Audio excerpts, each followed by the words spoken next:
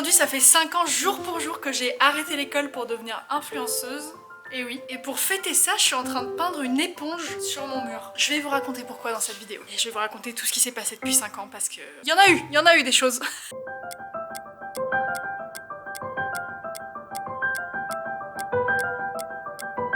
Ça, c'est moi il y a 10 ans, quand mon plus grand rêve, c'était de devenir youtubeuse. Et ça, c'est moi aujourd'hui.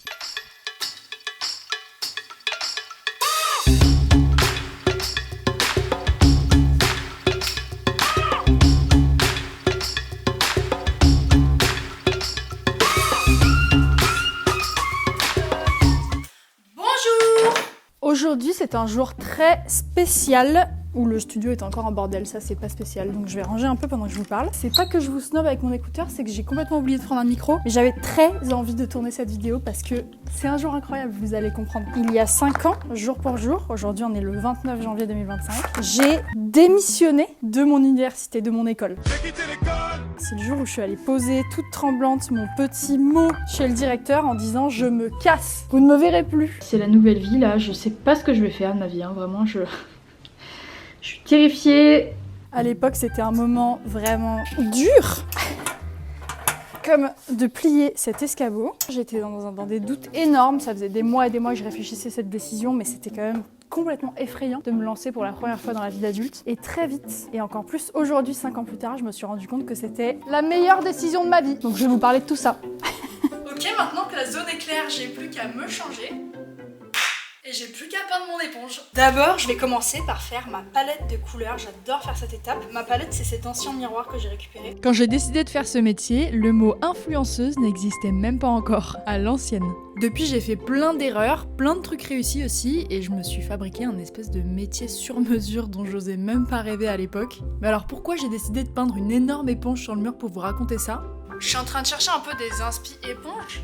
Donc là j'ai tapé éponge dessin. Donc soit je pars sur un truc un peu funky, quelque chose comme ça. Il y a beaucoup de choix d'éponges en fait. J'ai commencé par faire un petit croquis parce que je vais être sûre d'avoir la bonne forme d'éponge.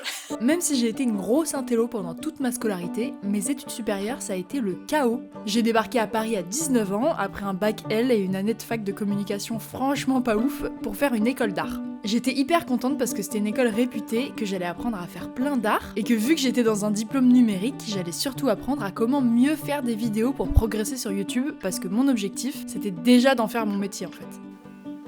Allez, ça part. Mon plan s'est pas du tout déroulé comme prévu quand j'ai découvert que j'allais passer mes journées à faire des trucs qui m'intéressaient pas du tout, dont beaucoup de dessins de trucs bien trop précis. Parce qu'en fait, je suis dans une école d'art et du coup, j'ai carrément des cours de coloriage de 8h à 18h. Je dois peindre des petits carrés de couleurs comme ça. Et je dois vous avouer que j'en ai marre. Et notamment un truc qui maintenant est une excellente source de blagues, mais qui à l'époque était mon pire cauchemar, mon cours d'éponge. Vous avez bien entendu, et non, éponge n'est pas une technique d'art inconnue. Pendant 3 mois, j'ai dû ramener les éponges de ma propre vaisselle pour passer des heures à les dessiner en cours, et tout ça en noir et blanc.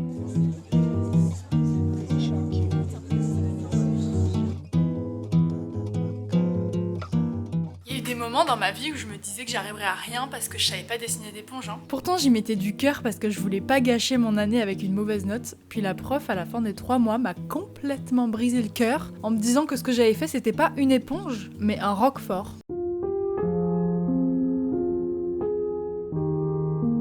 Voilà pourquoi j'ai arrêté l'école et voilà pourquoi j'ai décidé de peindre une éponge plus grosse que ma tête sur le mur de mon atelier. C'est clairement de l'ego mal placé pour me prouver que je sais dessiner une éponge, hein. Bref, je voyais bien que j'étais pas à ma place et qu'il fallait que je prenne une grosse décision de ce que j'allais faire de ma vie. C'est quand même un truc de fou de repenser à tout ce qui s'est passé pour moi ces 5 dernières années. Genre je me rappelle de comment j'avais peur de quitter l'école. J'avais fait, je me rappelle, un plan d'économie où je me disais bon bah voilà, pendant 6 mois j'ai tant d'économies donc je peux tenir avec 1000 € par mois. Je me disais voilà, si ça marche pas je pourrais aller travailler là, je pourrais faire du montage pour cette personne. Je gagnais déjà un petit peu ma vie avec YouTube et c'était pas hyper périn, ça faisait vraiment quelques mois et tout. Je sais pas comment vous dire mais j'avais vraiment une confiance invisible en me disant que voilà, dans 5 ans je peindrais des éponges sur les murs de mon studio quoi. C'est ça que je voulais faire vraiment. Et c'est vrai que c'est vraiment une dinguerie de repenser à tout ça parce que dites-vous, quand j'ai quitté l'école, je savais même pas que j'allais voyager en train, enfin j'avais encore jamais fait ça quoi. Est-ce que ça serait pas le moment de faire un petit bilan et de voir ce que l'avenir réserve à cette Louane qui ne sait pas dessiner les éponges ? En 5 ans, j'ai découvert le voyage en train et je suis allée dans quasiment tous les pays d'Europe avec, du point le plus plus au nord. Je suis au pôle Nord. Je sais, on dirait pas. Jusqu'au point le plus au sud. J'ai écrit un livre, fait un TEDx, réalisé 2 documentaires et fait des avant-premières au cinéma. J'ai fait le tour de France en caravane avec Swan. J'ai descendu la Marne en kayak pendant 3 jours, et oui. J'ai traversé le Canada avec une inconnue et son chien. J'ai appris à faire du roller avec une championne de France. J'ai fait de la musique.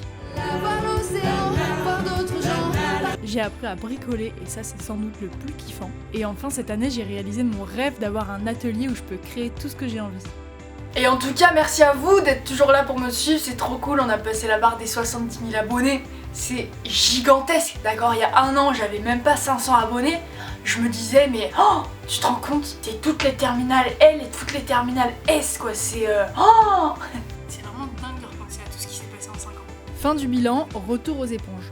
Je me rappelle que le plus dur à gérer, je pense que c'est quand même un truc très dur à gérer dans la vie en règle générale et quand on prend des décisions pour soi-même, c'est les gens qui m'ont découragée. Heureusement que j'avais cette confiance en moi et en ce que j'allais faire. C'est vrai que même pour moi, c'était un truc flou ce que j'allais faire, donc j'imagine qu'à l'extérieur, on me dit mais qu'est-ce que c'est que ce plan de vie? Moi je me disais je vais voyager, je vais faire des blagues et voilà, ça sera mon métier. À peu de choses près, c'est ce qui s'est passé. Mais alors c'est devenu quoi mon métier en fait? Au début je pensais que je voulais devenir humoriste sur scène. Je rêve d'être humoriste, vraiment depuis toujours, depuis j'ai, je sais pas moi, 8 ans, je regardais Gad Elmaleh, je regardais Florence Foresti, je me disais waouh. Puis j'ai testé et j'ai compris que ça me plaisait pas vraiment. Après je me suis dit que j'allais faire des vidéos de divertissement, bien produites et postées le plus souvent possible avec une équipe et des bureaux. Et puis ça non plus, c'est pas pour moi. Puis j'ai découvert les voyages en train, la vadrouille avec les copains et mon kiff de partir à l'aventure avec des inconnus. Mon métier c'est de filmer, de monter, d'écrire et de faire de la paperasse pour documenter tout ça. Mais en tout cas c'est quelque chose que je construis au fur et à mesure et mon contenu change en fonction des différentes éras de vie. J'ai l'impression d'être Taylor Swift qui sort un album à chaque nouvelle rupture. Bah ouais, je me compare à Taylor Swift, c'est ma vidéo, je fais ce que je veux hein. Je me rappelle notamment d'un prof avec lequel j'avais vraiment pas d'affinité. En gros on avait un stage d'études à faire, un stage de 2 semaines et moi je l'avais fait chez Mademoiselle. Mais pour ceux qui connaissent pas Mademoiselle, à l'époque c'était une énorme rédac de meufs qui faisaient des vidéos, des articles, c'était un peu la grande sœur d'internet de toutes les meufs je pense. J'avais décidé de faire une vidéo par jour chez Mademoiselle pour ma chaîne YouTube. Donc pendant 2 semaines je faisais une vidéo par jour de ce qui se passait dans la rédac toute la journée. Et pour le rapport de ce stage, on devait faire une vidéo. Je vais achoumer. Et la consigne c'était de faire 2 minutes de vidéo, mais j'avoue moi j'avais tellement de matière que j'avais envie de faire un petit peu plus. Donc je vais voir ce prof et je lui demande si je peux faire 1 minute en plus de vidéo sur mon rapport de stage. Parce qu'il fait une vidéo de 3 minutes, ça va quand même. Il m'a pris l'épaule et il m'a dit non ça va pas être possible parce que vous êtes en première année, il y a que en 3e année qu'on a le niveau de faire des vidéos de plus de 2 minutes. Hein? Et c'est vrai qu'à ce moment-là, je me suis dit, oh là, c'est peut-être pas le bon endroit pour moi, ça, hein, parce que... En gros, il était venu pour moi le temps de prendre ma décision, celle de me dire les études, et symboliquement l'enfance, pour moi, c'est fini. Drama queen un peu. Ça incluait beaucoup de trucs que je pensais complètement insurmontables, notamment trouver un appart à Paris, parce qu'à l'époque, j'étais dans un appart étudiant, mais si je suis plus étudiante, ça marche plus. Et là je quitte cet endroit, ça me rend vachement triste de le voir vide comme ça, et de quitter cet endroit. Et trouver un appart à Paris, je ne le souhaite pas, mon pire ennemi c'était l'enfer. Ce qui m'a beaucoup aidé à me lancer, c'est tout bête, mais c'est de faire une liste de pour et de contre. Pour, je reste à l'école, contre, je pars. Et quand j'ai vu que les contre étaient 4 fois plus grands que les pour, je me suis dit que je pouvais pas continuer comme ça. Que je préférais galérer à faire quelque chose qui me plaît, plutôt que de rester dans un pseudo-confort qui me rend malheureuse. Et avec ça en tête, j'étais prête à me lancer dans la vie. Et voilà, la vie commence. C'est un peu déroutant, mais c'est chouette. Et donc le 29 janvier d'il y a 5 ans, je suis partie donner mon dossier de démission. Ce jour-là, je croise ce fameux prof dans le couloir. Il me dit j'ai appris que t'allais démissionner et tout, donc j'aimerais bien te parler avant de le faire. En fait, il m'a fait un espèce de discours pour complètement me dissuader de démissionner. Ça m'a pas découragée de démissionner et de faire ce que j'avais envie de faire dans ma vie. Mais par contre, ça m'a fait vraiment peur. Ce jour-là, il m'a dit beaucoup de choses, mais notamment 2 qui étaient vraiment zinzin. Je pose ma palette pour vous les mimer parce que ça comporte un peu de mime. Il m'a dit tu sais je pense que c'est une très mauvaise idée ce que tu fais parce que pour l'instant YouTube ça monte comme ça mais dans 5 ans bam ça va s'effondrer. Il a fait ça là, ce geste. Visionnaire, vous trouvez pas? Il m'a aussi demandé ce que j'allais faire dans 10 ans quand j'aurais pas de diplôme. Et ça, c'est une question qu'on m'a beaucoup posée, que j'ai toujours trouvé très étrange parce que dans 10 ans, on n'est même pas sûr de pouvoir encore respirer l'air de cette planète. Donc je pense que sans mon diplôme d'école d'art, je vais m'en sortir. C'est pas comme si j'étais lancée pour être docteur, là je comprends que sans diplôme, tu vas pas avancer bien loin. Mais artiste, c'est quand même bien le truc où t'as pas besoin d'école pour le faire. Si tu veux peindre, tu prends un pinceau et tu peins. Si tu veux opérer un cœur ouvert, bon, tu poses ce scalpel et tu t'arrêtes tout de suite. vite. Je pense que si à l'époque on m'avait fait peindre les éponges sur le mur, j'aurais kiffé en fait.